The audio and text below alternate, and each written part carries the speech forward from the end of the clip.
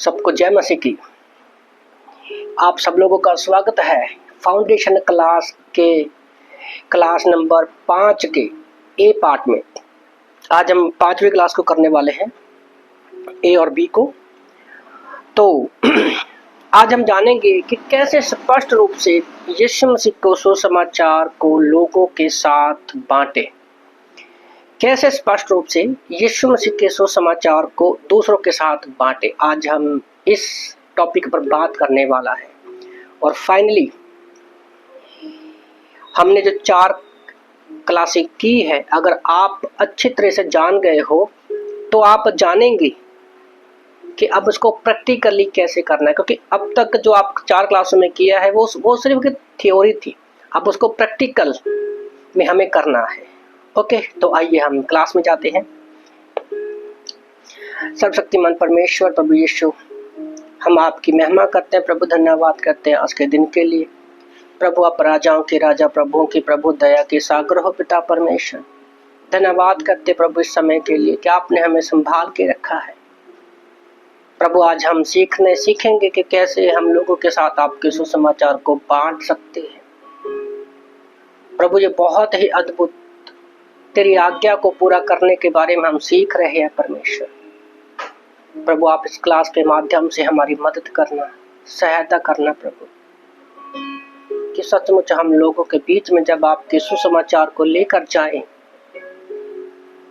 और लोगों का जीवन परिवर्तन हो। प्रभु हमें सिखा प्रभु। धन्यवाद प्रभु यीशु, आपने हमारी सारी प्रार्थनाओं को सुना है और उसे पूरा किया। प्रार्थना उद्धारकर्ता प्रभु यीशु के नाम से मांगते हैं, आमीन आमीन। ओके, तो पहली 4 अध्याय हो चुकी हैं, जिसमें हम 4 अध्यायों में अच्छे से सीख चुके हैं 4 क्लासों में कि बाइबल ही परमेश्वर का वचन क्यों है, बाइबल को किस प्रकार से समझे और प्रतिदिन में अपने जीवन में कैसे लागू कर सकते हैं। और तीसरी क्लास में हमने जाना था कि बाइबल का जो मुख्य विषय उद्धार की योजना है, उसके विषय में हमने अच्छे से जाना। और चौथी क्लास में हमने ये भी जाना कि एक प्रतिज्ञा किया हुआ उद्धारकर्ता यीशु मसीह ही क्यों है और उसकी विशेषताओं के बारे में हमने जाना। ओके, तो फाइनली अगर ये 4 क्लास को आपने अच्छे से किया है और आपके हृदय में है, तो मैं विश्वास करता हूँ कि आपके अंदर एक वो उत्साह भरा हुआ होगा कि अब मैं लोगों के बीच में सुसमाचार को लेकर जा सकता हूँ। ओके, तो आज का जो क्लास का टॉपिक है कि कैसे स्पष्ट रूप से यीशु के सुसमाचार को दूसरों के साथ बांटे। ओके, तो हमारे प्रभु यीशु मसीह के द्वारा बाइबल का एक वचन बहुत इस बात को सिंपल शब्दों में बताता है कि वे अपने स्वर्ग की महिमा को छोड़ इस धरती पर आए। लूका की किताब अध्याय 19 वचन 10 में जब हम पढ़ते हैं, यीशु मसीह कहते हैं क्योंकि मनुष्य का पुत्र खोए हुए को ढूंढने और उनका उद्धार करने आया है। ये तब की घटना है जब यीशु मसीह लूका 19 में जक्कई के घर में जाते हैं और उसका जीवन परिवर्तन होता है और वो यही कहता है कि मैं खोए हुए लोगों को ढूंढने आया हूँ। ओके, तो मनुष्य जाति के लिए दुख की खबर है कि एक पवित्र परमेश्वर का लोग विरोध करते हैं, पाप में जीते हैं और पाप की वजह से वो दंड की आज्ञा उनके ऊपर आई। लेकिन खुशखबरी ये भी है कि परमेश्वर हमसे प्यार करते हैं, वो दया का अनुग्रह का धनी है। उसने हम पर दया की कि अपने इकलौते बेटे को, जो सनातन परमेश्वर है, ओके, अनंत काल का परमेश्वर है, उसको हमारे पापों के लिए इस धरती पर आया, क्रूस पर भेजा, कब्र में दफनाया गया और 30 दिन मुर्दों में से वो जिंदा हो गया। ओके, तो जब हम यीशु मसीह के ऊपर मुक्तिदाता के रूप में उसको ग्रहण करते हैं तो हमारे सारे पापों की क्षमा हो जाती है और हमें अनंत काल का जीवन मिलता है। यूहन्ना की किताब अध्याय 3:16 में भी हम पढ़ते हैं, क्योंकि परमेश्वर ने जगत से ऐसा प्रेम रखा कि उसने अपना इकलौता पुत्र दे दिया ताकि जो कोई उस पर विश्वास करे वह नाश ना हो परंतु अनंत जीवन पाए। ओके, यूहन्ना 3:16 हर एक विश्वासी का फेवरेट वचन है। तो एक अज्ञात प्रचारक है, उसने यूहन्ना 3:16 को बड़े ही खूबसूरत तरीके से और गहराई से प्रचार किया है। जैसे परमेश्वर ने, तो इससे पता चलता है कि परमेश्वर सबसे बड़ा प्रेमी है। जगत से मतलब सबसे बड़ी संख्या के संख्या के बारे में बात करता है। इतना प्रेम रखा। ओके, तो सबसे बड़े लेवल का, स्तर का प्रेम हमें दिखता है। तो जैसे सबसे बड़ा प्रेमी, सबसे बड़ी संख्या और सबसे बड़े प्रेम का वो स्तर दिखता है, लेवल दिखता है, और नष्ट ना होने वाले, तो सबसे बड़े छुटकारे की वो बात करता है। परंतु सबसे बड़ी भिन्नता, और ऐसा भिन्नता कि ऐसा प्रेम किसी और ने नहीं किया, उसके विषय में वो बोलता है। और अनंत जीवन, सबसे बड़ी संपत्ति जो है, ओके, अनंत जीवन सबसे बड़ी संपत्ति के बारे में पास्टर बताता है। पाए सबसे बड़ी निश्चित होते हैं, हमें आश्वासन मिलता है कि हम अनंत जीवन पाएंगे जहां पर हमेशा के लिए जाए। अगर इसके ऊपर प्रचार करना हो तो बहुत अच्छा प्रचार कर सकते हैं, पर ये किस राइटर ने लिखा है, किस प्रचारक ने प्रचार किया था, वो इस यहाँ पर नहीं मेंशन किया। खुशखबरी का अर्थ क्या है जब हम पढ़ते हैं, ओके, लुक्का की किताब अध्याय 2 वचन 10-11 में। तो जब आप इस क्लास को कर रहे हो तो याद रखो, अभी आप वो तैयार हो रहे हो कि अभी आपके पास परमेश्वर ने विचारों में आपके मन में डाल दिया है कि सुसमाचार क्या है। अब वो तैयारी हो रही है कि आप लोगों के पास जाकर उसका प्रचार करें। तो खुशखबरी का अर्थ क्या है? लूका की किताब अध्याय 2 10-11 में, उसी रात जब यीशु का जन्म हुआ, एक स्वर्गदूत कुछ गडरियों के सामने जो अपनी भेड़ों को चरा रहे थे प्रकट हुआ और उनसे कहा, मत डरो, क्योंकि देखो मैंने तुम्हें बड़े आनंद का सुसमाचार सुनाता हूँ जो सब लोगों के लिए होगा। किसी एक व्यक्ति के लिए नहीं, सब लोगों के लिए होगा कि आज दाऊद के नगर में तुम्हारे लिए एक उद्धारकर्ता जन्मा है और यीशु मसीह प्रभु है, और वही मसीह प्रभु है। ओके, तो मनुष्य जाति के लिए जो परमेश्वर का प्रेम अपने पुत्र के द्वारा उद्धारकर्ता के रूप में भेजा, ओके, तो सुसमाचार के लिए एक यूनानी शब्द इस्तेमाल किया गया है, एवेंजलियो। मेरी भी थोड़ी इंग्लिश ठीक ठाक ही है, तो आप अंदाजा लगा सकते हैं कि एवेंजलियो शब्द इस्तेमाल किया गया है, जिसका इंग्लिश में शब्द ऐसे है EVANGELION। तो यूनानी शब्द से लिया गया है, जिसका अंग्रेजी में इसका अगर मतलब देखते हैं तो वो होता है इवेंजलाइजियो, EVANGELIZO। ओके, मतलब यूनानी भाषा में प्रचार का मतलब होता है कि खुशखबरी को बांटना, ओके, जहाँ खुशखबरी की घोषणा करना। तो हम वो खुशखबरी बांटते, जैसे संदेशवाहक हम लोग समझ सकते हैं सिंपल शब्दों में। मार्कुस 16:15 में भी परमेश्वर का वचन कहता है, यीशु अपने पुनरुत्थान के बाद जब यीशु मसीह से बातें कर रहा था, उसने उनसे कहा, तुम सारे जगत में जाकर सारी सृष्टि के लोगों को सुसमाचार प्रचार करो। ये परमेश्वर की सबसे महान आज्ञा है। मत्ती 28:18-20 वही वचन मार्कुस की किताब में भी लिखे हुए हैं। तो पहला कुरिन्थियों अध्याय 15:1-3 में, ओके, सबसे महत्वपूर्ण बात यह है कि हर एक मसीही को इसे प्रचार करने के लिए बोला गया है और दूसरों के साथ बांटना भी है। ओके, पहले हम उसको जाने और वही खुशी को बांटना है। पौलुस ने भी कहा, यीशु मसीह ने भी कहा कि तुम जाकर लोगों के बीच में बांटो। पतरस भी कहता है कि हे भाइयों, मैं तुमसे यही सुसमाचार बताता हूँ जो पहले सुना चुका हूँ, उसी के द्वारा तुम्हारा उद्धार भी होता है। यदि उस सुसमाचार को जो मैंने तुम्हें सुनाया था स्मरण रखते हो, वही तो तुम्हारा विश्वास करना व्यर्थ हुआ। इसी कारण मैंने सबसे पहले तुम्हें यही बात पहुंचा दी जो मुझे पहुंची थी कि पवित्र शास्त्र के वचन के अनुसार यीशु मसीह हमारे पापों के लिए मर गए, गाड़े गए और तीसरे दिन पवित्र शास्त्र के अनुसार मुर्दों में से जी भी उठे। पहला कुरिन्थियों अध्याय 15 वचन 2-4 में पौलुस इस बात को लिखता है।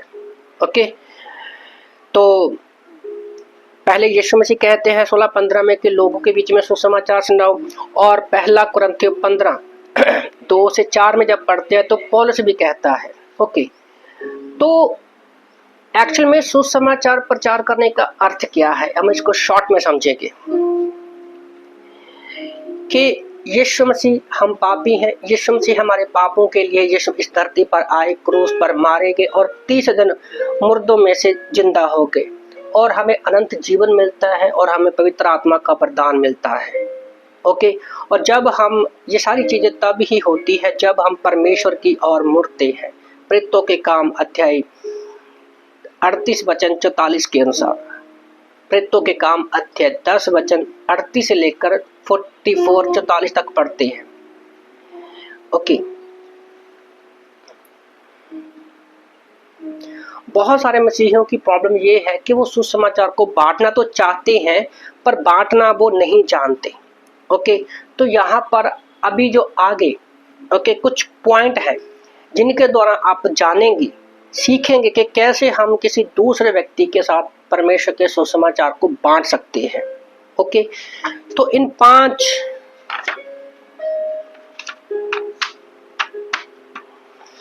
7 पॉइंट अभी आपके सामने मैं रखने वाला हूँ। उन 7 पॉइंट को अगर आपने ध्यान से सीख लिया ना, तो आपके लिए जब आप किसी से बात करोगे तो उन 7 पॉइंट को आगे रख के जब आप किसी से बात करोगे तो आपको सुसमाचार सुनाने में बहुत ही आसानी होगी और सामने वाला भी बड़ी आसानी से उन बातों को समझ जाएगा।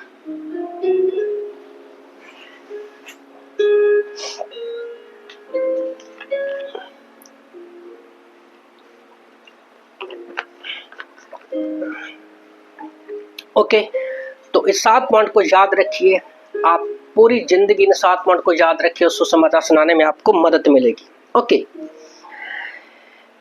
पहला पॉइंट क्या है? पहला पॉइंट है परमेश्वर के बारे में जानकारी। ओके, आप ऊपर हेडिंग परमेश्वर डाल लीजिए और उसके नीचे पार्ट लिख लीजिए। केवल एक सच्चा जीवित परमेश्वर और सृष्टि करता है, वह चाहता है कि आप उसको जानें। तो जब आप किसी से बात कर रहे हो, आपके बातों में सबसे पहले तो परमेश्वर होना चाहिए, जो ये चाहता है कि परमेश्वर एक सृष्टि करता है। ओके, जीवित और सच्चा परमेश्वर सृष्टि करता है, वो चाहता है कि वो उसको जाने। हम सुसमाचार इसलिए लेकर जाते हैं ताकि लोगों को परमेश्वर के बारे में बताएं। दूसरा, मनुष्य, तो उसके अंदर पॉइंट लिख सकते हैं कि मनुष्य की परमेश्वर द्वारा इसलिए मनुष्य की सृष्टि परमेश्वर के द्वारा इसलिए की गई ताकि वह सृष्टिकर्ता के साथ संबंध रखी और मित्रता का आनंद ले सके। मतलब सिंपल शब्दों में, परमेश्वर ने आदमी के साथ दोस्ती कायम करने के लिए उसकी रचना की। ओके, और दूसरा पॉइंट, मनुष्य ने आदम और हवा को परमेश्वर की आज्ञा उल्लंघन करते पाप किया और उनको मृत्यु दंड मिला। तो एक ना सिस्टमैटिकली, ओके, पहले परमेश्वर के बारे में कि वो हमें उसने सृष्टि करता है और परमेश्वर चाहता कि हम उसको जाने। दूसरा, मनुष्य को परमेश्वर ने बनाया था अपनी संगति के लिए और मनुष्य ने पाप किया। तो ये बातें, ये सारी चीजें शॉर्ट में है। ओके, शॉर्ट में है, आपको याद होनी चाहिए आपके मन में। तीसरा क्या है कि पाप, पहला परमेश्वर के बारे में, मनुष्य के बारे में, तीसरा जो है वो है पाप।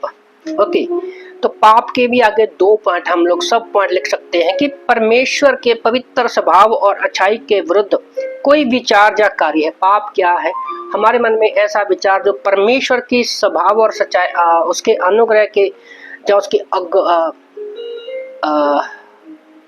अगुवाई के, उसकी अच्छाई के विरुद्ध है, वो पाप है।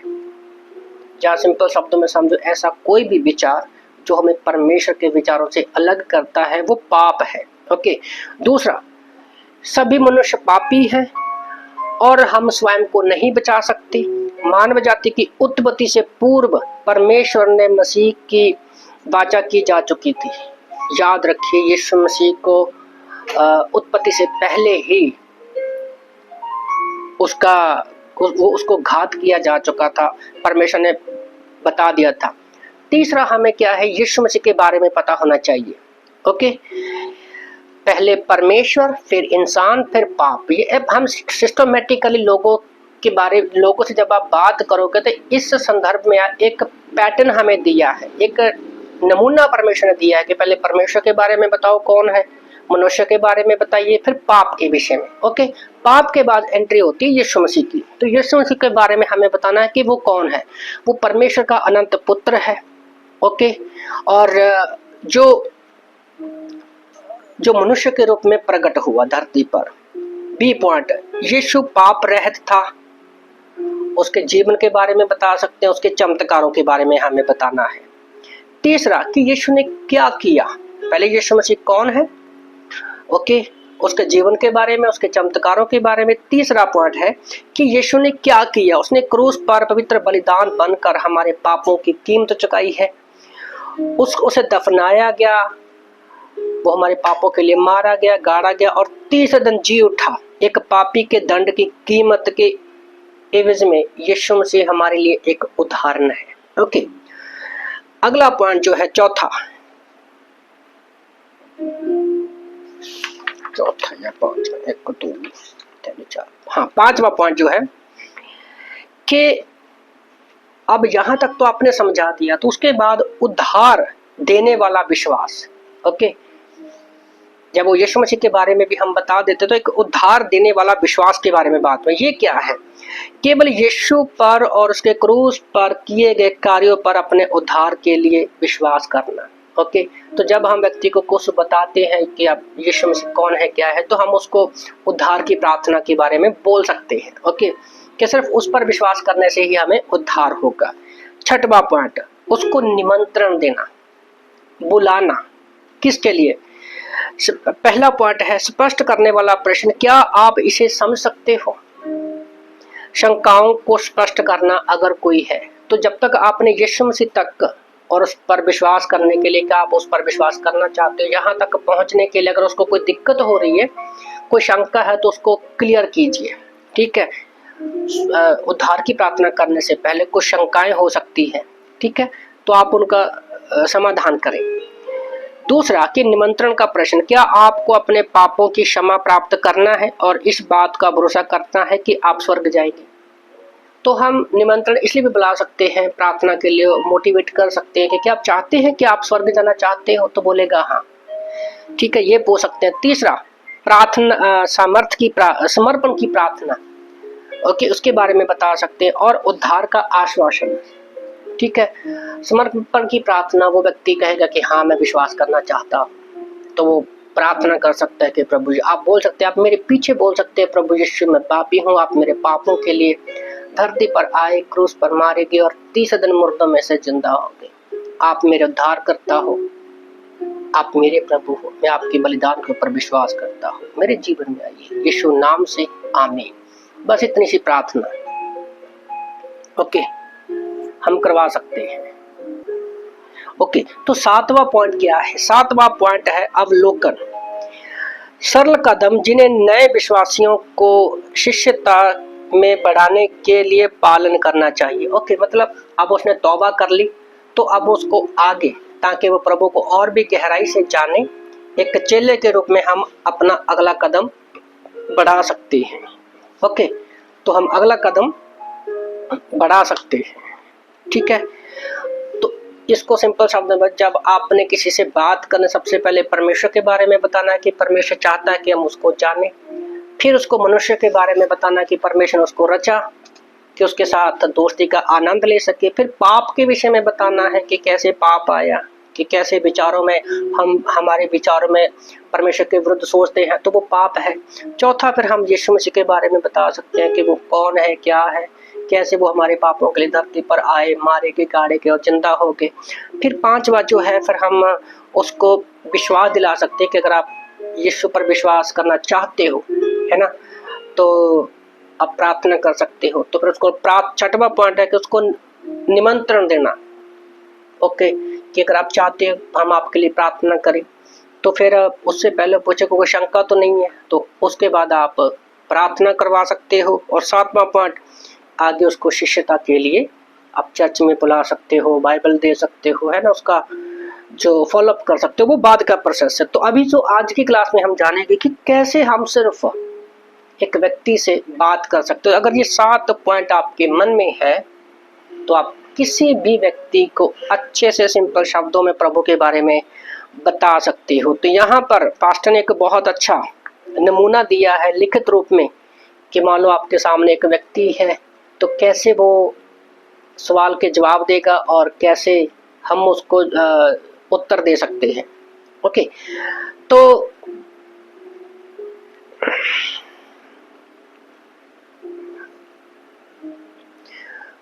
तो अभी पढ़ेंगे तो आपको समझ में नहीं आएगा। सिंपल शब्दों में मैं आपको बताना चाहता हूँ कि मान लो अभी आप एक किसी गैर विश्वासी के पास गए, आप रास्ते में चल रहे हो, बाग में बैठे हो, बस में हो, या आपके पीछे शायद कोई बैठा है ना, पीछे कोई बैठा है, तो आप उनसे भी कहीं पर भी आपको किसी व्यक्ति के साथ सुसमाचार सुनाने का मौका मिलता जो यीशु मसीह के बारे में नहीं जानता, उसके बारे में आप बात कर सकते हो।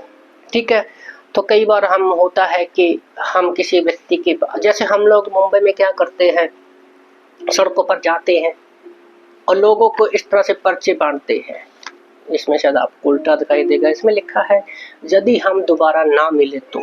ओके, यदि हम दोबारा ना मिले तो अगर कोई व्यक्ति का हमारे पास आता है तो हम उसको पूछते हैं कि सर आपके पास कुछ समय है, मैं आपसे कुछ बात करना चाहता हूँ। तो अगर वो कहता है नहीं नहीं मैं जल्दी में हूँ, तो हम उसको ये पर्चा दे सकते हैं। ओके, आप बोल सकते हैं कि आप इस पर्चे को पढ़कर इसके पीछे यीशु मसीह के बारे में अच्छे से लिखा हुआ है और यहाँ लास्ट में एक प्रार्थना की गई है कि प्रभु यीशु मैं पापी हूँ, मेरे पापों के लिए आप मारे गए, गाड़े के जिंदा हो गए, मैं आपको अपना उद्धारकर्ता स्वीकार करता हूँ। तो आप पर्चा भी दे सकते हो, क्योंकि इस पर्चे के द्वारा भी कोई भी व्यक्ति अगर विश्वास करता है वचनों पर, यीशु पर विश्वास करता है, उसका जीवन बदल जाएगा। ओके, तो ऐसा होता है। और मान लीजिए कि कोई व्यक्ति जो है, कोई व्यक्ति है जो जिसके पास समय है, शायद आप बस में बैठे हो या गार्डन में बैठे हो, उसके पास समय है और वो इंटरेस्ट दिखाता है। इंटरेस्ट दिखाता है कि वो बात कर सकता है। और दूसरा ये भी है कि हमें कई बार मौके बनाने पड़ते हैं उनसे बात करने के लिए। जैसे पास्टर यहाँ पर एक एग्जांपल दे रहे हैं कि एक बार सड़क पर एक व्यक्ति के पास वो खड़े थे, तो उन्होंने एक व्यक्ति के पास खड़े हो गए और उन्होंने उस व्यक्ति को बोला, आपको पता है ये जो सड़क पर लोग चल फिर रहे हैं, देख रहे हो 100 साल तक ये इनमें से कोई भी यहाँ पर नहीं होगा। तो वो व्यक्ति बोलता है हाँ ये बात तो सच है, और ये सच्चाई भी है। तो इस तरह से पास्टर ने एक नमूना दिया कि कैसे आप एक बात की अच्छे से शुरुआत कर सकते हो।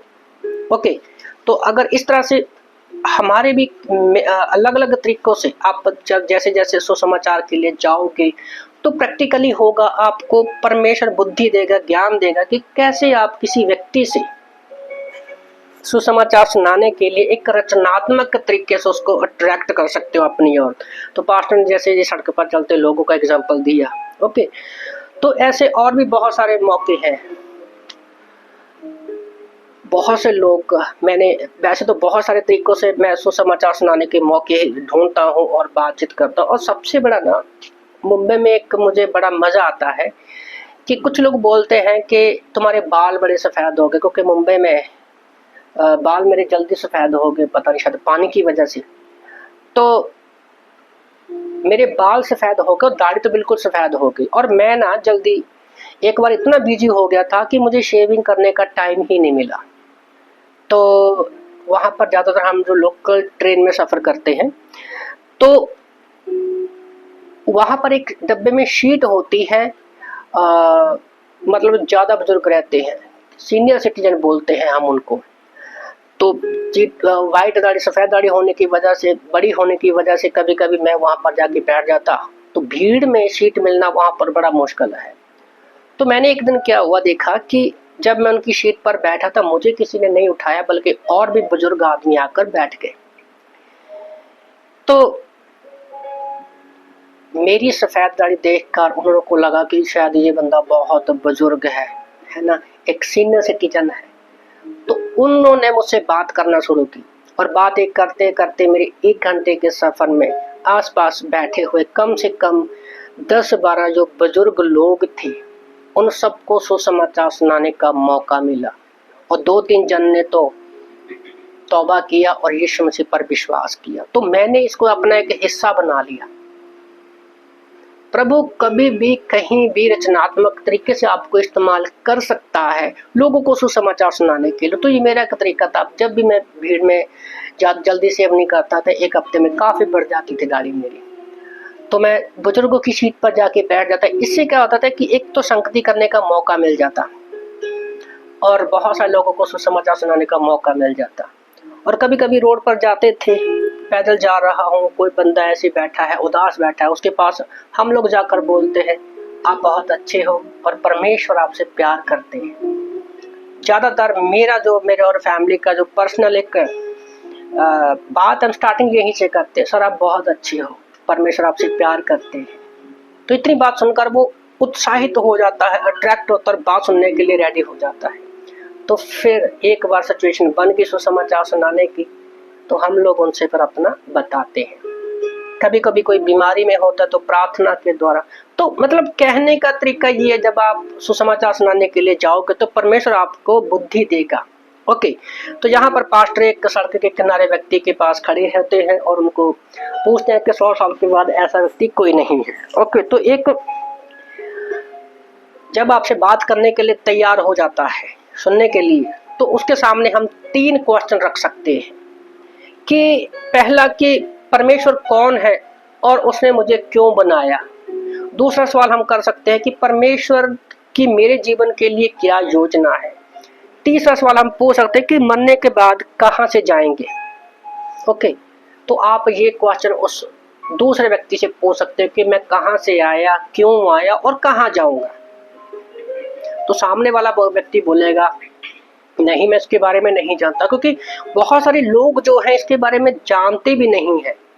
ओके, तो वो शायद बोल सकता है कि आप बताइए, क्योंकि अब उसके मन में एक सवाल खड़ा हो जाता ना कि भाई ये कुछ अलग से बात कर रहा है मुझसे। ओके, तब हमें क्या करना है, दूसरे पॉइंट पर आना है। अब तक क्या है, परमेश्वर के बारे में बता सकते हैं हम उसको कि उसने रचना की हमारी, ठीक है। फिर हम बता सकते हैं कि मनुष्य की रचना क्यों की और कैसे वो पाप में गिरा। फिर हम सुसमाचार के बारे में बताना शुरू कर सकते हैं। ओके, सुसमाचार क्या है। तो पहले सवाल का है कि केवल एक सच्चा जीवित परमेश्वर है जो सृष्टि करता है। ओके, उसने पूरी दुनिया को रचा, ब्रह्मांड को नचा, पेड़ पौधे सारा बनाया, उसने बोला और सब कुछ हो गया। उत्पत्ति की किताब अध्याय 1 की सारी बातें हम लोग क्या कर सकते हैं, बता सकते हैं। ओके, और परमेश्वर आपसे प्रेम करते हैं और हम परमेश्वर भी यही चाहता है कि हम उसको जाने। ओके, तो दूसरा हम पॉइंट शुरू करना है मनुष्य के बारे में। जैसे पहले मैंने 7 पॉइंट बताया, तो अभी दूसरा, अब एक इमेजिनेशन करो, आप अभी एक व्यक्ति आपके पास बैठा है और आपकी बातें सुनने के लिए वो तैयार है। पहला परमेश्वर के बारे में बताया, दूसरा मनुष्य के बारे में बताए कि परमेश्वर ने उसको बनाया ही इसलिए था कि उसके साथ वो दोस्ती का आनंद ले सके। आज सब लोग किसको पसंद करते हैं, एक अच्छा दोस्त बनाना। ओके, तो परमेश्वर भी हमारा दोस्त बनना चाहता है। ओके, और जैसे हम अपने दोस्तों के साथ घूमते हैं, एंजॉय करते हैं, प्रभु भी वैसे ही चाहता है हमारे साथ। तो इसलिए परमेश्वर ने रचना की। कैसे हम उसको बता सकते हैं कि कैसे परमेश्वर ने सारी चीजों को बनाया और उसके बाद अपने हाथों से मिट्टी ली और आदम और हवा को बनाया, है ना, आदमी को बनाया। तो ये सारी चीजें हम मनुष्य के बारे में बता सकते हैं। अगला स्टेप जो है मनुष्य के पाप के विषय में बताना। स्टेप बाय स्टेप हमें उनसे बात करनी है ताकि हम जो बोल रहे हैं वो स्पष्ट शब्दों में वो जान सके। ओके, तो हम बता सकते हैं कि कैसे परमेश्वर जब बनाया था हर एक आदमी को अपनी खुद की इच्छा दिया है, फैसले लेने का अधिकार दिया है। कैसे उसने एक परमेश्वर के फल को खाने से मना किया था और कैसे उसने अपनी इच्छा में शैतान की बातों में आकर फल को खाया और वो पाप में गिर गए। ओके, और आदमी पाप में गिर गया और शारीरिक मृत्यु की तरफ बढ़ने लगा और बूढ़ा होने लगा। याद रखो, परमेश्वर ने हमें बूढ़ा होने के लिए नहीं बनाया था।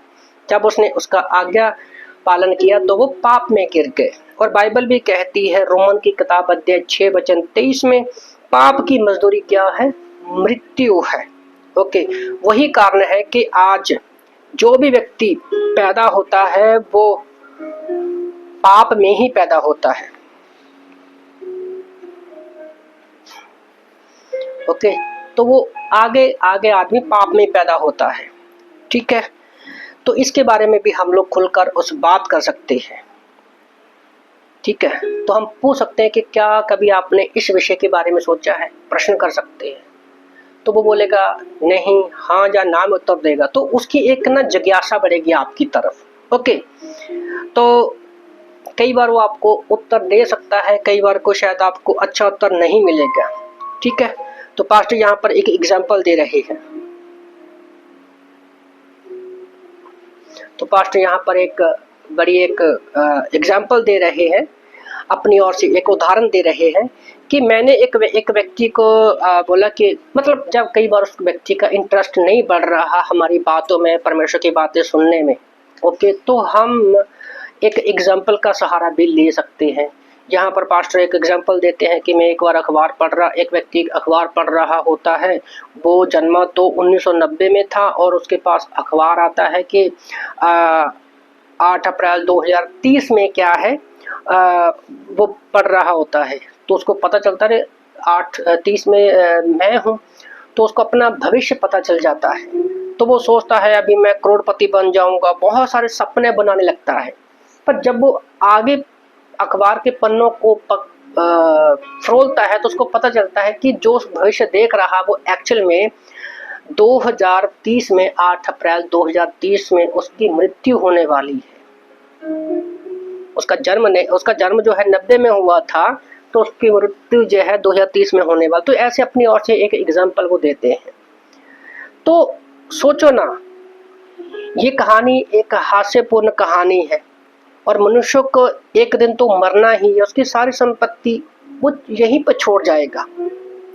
ओके, तो ऐसे क्या है, हम उस व्यक्ति का ध्यान अपनी ओर ला सकते हैं। तो उस व्यक्ति का ध्यान आपकी ओर होएगा और वो हाँ बोलेगा। ओके, तो तीसरा हम है पाप के विषय में हम अच्छे से बता सकते हैं। ठीक है, पहले तो हमने ये था कि कैसे मनुष्य ने आज्ञा पालन तोड़ा। तो पाप के बारे में हम उसको बता सकते हैं कि पाप परमेश्वर के स्वभाव और भलाई के विरुद्ध में कोई भी विचार करते हैं या काम करते हैं वो पाप है। ओके, तो हम इसके बारे में भी उसको बता सकते हैं कि पाप जो हम हाथों से करते हैं वो असल में पाप नहीं होता। सबसे पहले हम अपने पाप विचारों में करते हैं। कभी कभी ऐसा होता है ना, हमारे मन में विचार आता है पर शायद हमने उसको लागू नहीं किया। जब मैं पाप की एग्जांपल देता हूँ कि हमारे विचारों में कैसे पाप हो सकता है, मैं मत्ती की किताब अध्याय 5 वचन 28 को उसकी एग्जांपल हमेशा लिखता हूँ कि अगर किसी व्यक्ति ने किसी औरत के प्रति अपने मन में बुरा ख्याल किया, कहाँ पर अपने मन में अपने विचारों में बुरा ख्याल किया, तो उसने उस औरत का बलात्कार कर दिया परमेश्वर की नजर में। भले उस व्यक्ति ने सोचा ना हो, किया ना हो, छुआ ना हो, और वो औरत दुनिया के किसी भी कोने में क्यों ना बैठी हो। उसी तरह से मैं ये भी शब्द यूज करता हूँ कि अगर हम किसी दूसरे व्यक्ति के प्रति अपने मन में जहन में विचारों में जलन, कड़वाहट, गुस्सा, ईर्ष्या रखते हैं, जहाँ तो वो पाप को मैं जानता हूँ, दूसरा परमेश्वर जानता है, तो हमने उस व्यक्ति का कत्ल कर दिया जिस व्यक्ति के प्रति हम अपने मन में बुरे विचार कर रहे हैं। और दुनिया में ऐसा कोई व्यक्ति नहीं है जो ये कह सके कि मैंने कभी अपने मन में अपने विचारों में पाप नहीं किया। चाहे कोई भी हो, चाहे पास्टर हो, पंडित हो, मौलवी हो, ग्रंथी हो, कोई भी हो, हर एक इंसान अपने मन में विचारों में पाप करता ही है। तो ये पाप की निशानी है। और जब पाप हमारे विचारों में है तो हम जितने मर्जी अच्छे काम कर लें तो हम कभी भी अपने आप को अपने अच्छे कामों से पाप से नहीं बचा सकती। हमें एक ना एक दिन उन पापों का भुगतान करना ही होगा। मान लो अगर आप दिन में 10 पाप करते हो, ओके, 10 पाप करते हो और आप एक साल में 3600 पाप करते हो, 10 के हिसाब से एक साल के अंदर आप 3600 पाप करते हो, और अगर आपका जीवन 70 साल तक है तो आप पूरे जिंदगी 2,52,000 पाप करते हो। सोचिए, अगर एक अदालत में किसी व्यक्ति के विरुद्ध 700 पर्चे भी जुर्म भी दर्ज हो तो उसकी क्या हालत होगी, ठीक है। पर यहाँ पर बाइबल हमें बताती है कि परमेश्वर जो है वो पवित्र है और न्यायी है, उन्हें पाप का दंड तो जरूर देगा, पर परमेश्वर जो है एक दया करने वाला परमेश्वर भी है। ओके, वचन भी कहता है उत्पत्ति की किताब अध्याय 18 वचन 25 में, क्या पृथ्वी का न्याय ना करेगा। ओके, तो लेकिन परमेश्वर हमें से प्रेम करता है, हम पर वो दया करता है और वो चाहता है कि हम दंड ना मिले। ये परमेश्वर की इच्छा है, ये उसका प्रेम है। ओके, तो इसलिए परमेश्वर ने हमें पाप से बचाने के लिए एक बड़ी ही महत्वपूर्ण योजना बनाई है। ओके, और उसने अपने बेटे को हमारे पापों के लिए भेज दिया। ओके, तो यहाँ पर एक सिस्टमैटिकली हम पाप के बारे में भी अच्छे से बता सकते हैं। तो अगला पॉइंट क्या है, अब पापों के द्वारा कैसे बच सकते हैं, तो 5वां पॉइंट, ठीक है, 5वां पॉइंट है हम यीशु के बारे में बात कर सकते हैं, यीशु के बारे में अच्छे से बता सकते हैं कि यीशु मसीह अनंत पुत्र जो मनुष्य के रूप में प्रकट हुआ। ओके, बाइबल कहती है कि यीशु मसीह ने अपना महिमामयी सिंहासन छोड़ दिया, परमेश्वर इंसान के रूप में धरती पर आ गया। दूसरा हमें बताना है यीशु मसीह के बारे में, उसके पाप रहित और चमत्कार के बताने में, कि यीशु मसीह ने कभी कोई पाप नहीं किया था, वो 100% शुद्ध और पवित्र था, और उसने बहुत सारे चमत्कार भी किए। उसने अंधों को रोशनी दी, कोढ़ियों को चंगा किया, मुर्दों को जिंदा किया। ओके, और उसके जैसे कोई भी पीर पैगंबर जितने भी आए, किसी ने भी ऐसे चमत्कार नहीं किए। ओके, और हम देख सकते हैं कि आज हमारे जीवन में हम अपनी प्रार्थनाओं के द्वारा उन चंगाइयों को भी अनुभव कर सकते हैं। ओके, तो उसके जीवन और चमत्कार के बारे में भी हम उस व्यक्ति को अच्छे से बता सकते हैं। अगला पॉइंट हमारा क्या होना चाहिए कि यीशु ने क्या किया, क्योंकि यीशु मसीह हमारा उद्धार करता है, हमें उस पॉइंट पर आना है। क्योंकि हम जब किसी से बात कर रहे हैं, हमारे मन में क्या चल रहा है कि ये व्यक्ति उद्धार पाए, मरने से पहले ये उद्धार की प्रार्थना करे और स्वर्ग में पहुंचे। तो तीसरा पॉइंट हम यीशु के बारे में बता सकते हैं कि उसने किया क्या। उसने हमारे पापों की कीमत क्रूस पर एक पवित्र बलिदान बनकर चुकाई है, और उसे गाड़ा गया, दफनाया गया और 30 दिन मुर्दों में से जिंदा हो गया। ओके, तो हम इसको एक एग्जाम्पल के द्वारा भी प्राप्त कर सकते हैं, पास्टर जो हमारे ग्रेटर ग्रेस के हैं, ठीक है। तो वो एग्जाम्पल मैंने उनसे सीखा था, और पास्टर भी कहते हैं कि हम उसको एग्जाम्पल को ले सकते हैं। कैसे? हम लोग ये हमारे पाप है, ये मोबाइल जो है ये पाप है। ओके, तो पापों की वजह से हम परमेश्वर के पास नहीं आते। तो हमारे पापों को क्या किया परमेश्वर ने, जो ये पवित्र है, यीशु मसीह है, इसके ऊपर लाद दिया। ओके, अब हमारे ऊपर पाप का बोझ नहीं है। तो यीशु जो पाप का दंड था वो यीशु मसीह ने अपने ऊपर ले लिया। अब यीशु मसीह तो कोई पाप नहीं किया, वो धर्मी है। तो यीशु मसीह की अभी ये जो पाप है वो खत्म हो गए और ये परमेश्वर की धार्मिकता बची है। तो यीशु मसीह की धार्मिकता जो है वो हमें दे दी गई है। तो अब जब परमेश्वर हमें देखता है, वो पापों में नहीं देखता, यीशु मसीह में से होकर हमें वो धर्मी के रूप में देखता है। जैसे पहला पत्रस अध्याय 2 वचन 24 में कहता है कि परमेश्वर ने हम सभी पापों को क्रूस पर रख दिया। ओके, हमारे पापों को क्रूस पर रख दिया, जैसे यहाँ पर। ओके, और यशाया 53:5-6 के अनुसार यीशु ने हमारे पाप के बोझ को अपने ऊपर ले लिया। ओके, तो इस तरह से हम एक एग्जाम्पल के द्वारा भी उस व्यक्ति को बता सकते हो कि यीशु ने उद्धार का कार्य कैसे पूरा किया। तो बाइबल में जो शब्द है ना, पूरा हुआ, यूहन्ना की किताब अध्याय 19 वचन 30 में जो शब्द है पूरा हुआ, उसका यहूदी शब्द का मतलब होता है कि सब कुछ पूरा हो गया, कि अभी ऐसा कोई बलिदान बचा ही नहीं, सारे का सारा जो बिल है पे कर दिया गया है। ओके, अभी और कोई बलिदान देने की जरूरत नहीं, उसका मीनिंग ये है। ओके, तेले रुताई करके शब्द इस्तेमाल किया गया है बाइबल में, पर मैं सिंपल शब्दों में बता रहा हूँ कि हमारे पापों का जो भुगतान है वो अच्छे से कर दिया गया है। ओके, तो यहाँ तक जो है हम अच्छे तरह से यीशु मसीह के बारे में बता सकते हैं। तो अब तक हमने इन 5 पॉइंट को कवर किया। सिंपल शब्दों में समझाना चाहता हूँ। जो पहले 5 बताए, परमेश्वर के बारे में बताना, मनुष्य के बारे में बताना, पाप के बारे में बताना, ठीक है, फिर पाप का आज्ञा पालन कैसे कि उसको हमें सिस्टमेटिकली बताना, फिर यीशु मसीह के बारे में बताना कि और फिर यीशु मसीह के काम, चिन्ह और चमत्कारों, जीवन और चिन्ह चमत्कारों के बारे में बताना, शॉर्ट में, लंबा नहीं, शॉर्ट में। और फिर यीशु मसीह ने हमारे लिए क्या किया, तो जैसे एग्जांपल मोबाइल के लिए, हम उसके द्वारा उसको बता सकते हैं। ठीक है, तो